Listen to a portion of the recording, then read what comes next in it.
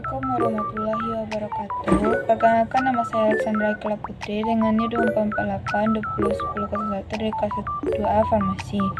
Di sini saya akan mempresentasikan tentang kimia organik. Yang pertama, saya akan membacakan tentang aldehid. Aldehid atau alkana adalah golongan senyawa organik yang memiliki gugus fungsional karbonial yang terkait pada dua atom, hidrogen di kedua sisi atau rantai karbon di satu sisi dan atau hidrogen di sisi lain. Sifatnya: 1.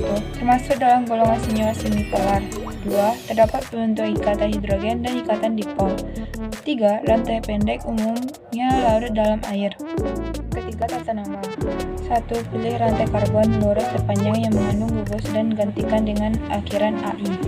2. Gugus ClO ditandai dengan posisi 1 dan lebih diprioritaskan dibandingkan dengan gugus lain seperti -OH dan C-.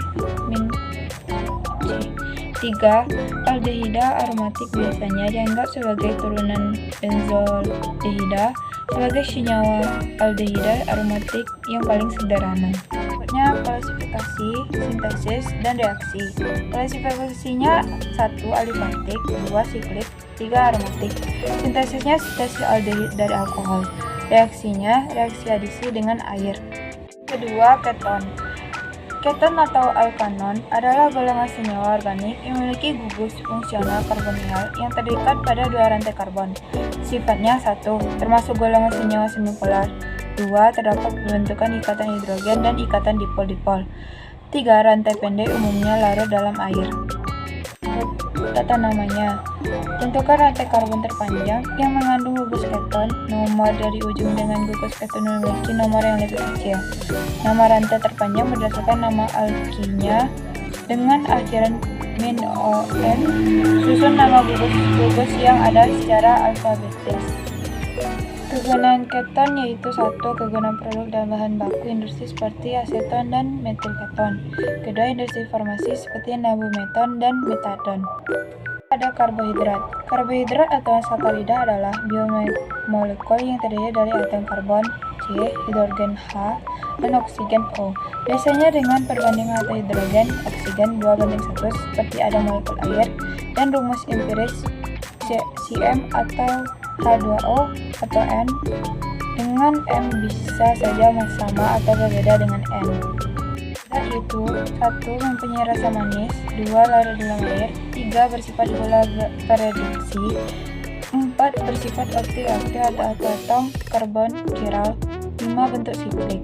Rumus umum karbohidrat yaitu Cm atau H2O N.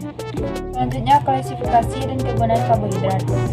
Klasifikasinya yaitu: 1. Monosakarida, 2. Oligosakarida, 3. Polisakarida, 4. Aldosa, 5. Ketosa.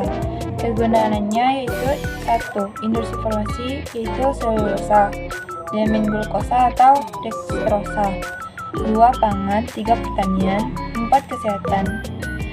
Selanjutnya, reaksi dan identifikasinya: 1. Reduksi, 2. Senyawa kompleks atau oksidasi, 3. Oksidasi. 4. Asam karboksilat.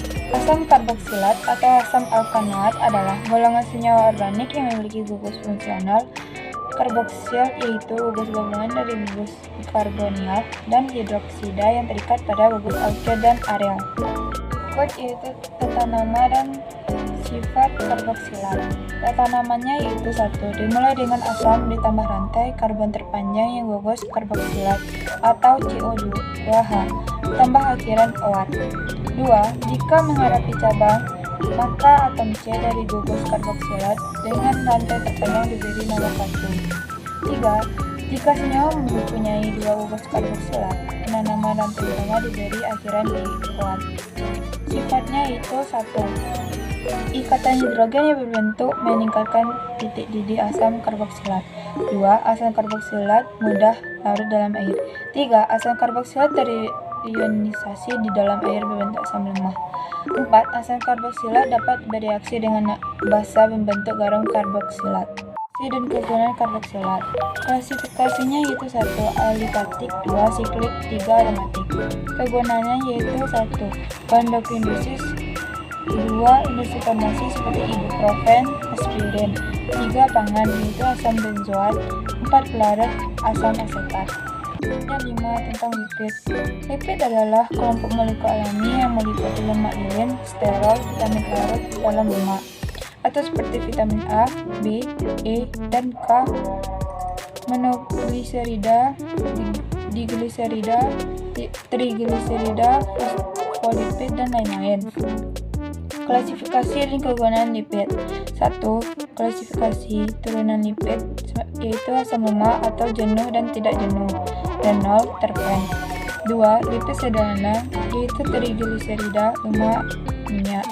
4. Lipid kompleks, yaitu fosfolipid, sphingolipid, skarolipid. Kegunaannya yaitu industri farmasi, pangan, pertanian, kesehatan. Dan yang terakhir, reaksi dan identifikasi lipid. 1. Hidrolisis, hidrogenasi, substitusi. 2. Personifikasi, 3. Hidrogenasi. Dan sekian dari presentasi saya. Kalau ada salah kata mohon dimaafkan. Assalamualaikum warahmatullahi wabarakatuh.